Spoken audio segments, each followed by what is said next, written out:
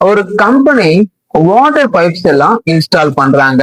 தென் அதிகப்படியான குளிரின் காரணமாக அந்த பைப்ஸ் எல்லாம் வெடிச்சு நம்மளோட பிளைன்டிஃபோட ப்ராப்பர்ட்டில வெள்ளம் வந்துருது.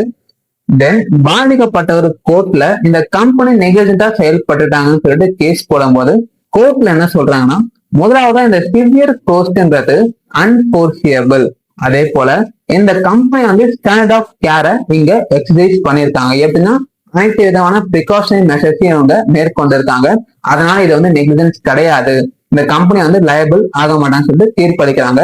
இது என்ன கேஸ்ன்னு பாத்தீங்கன்னா, Blyth versus Birmingham water works company 1856 நடந்த கேஸ்.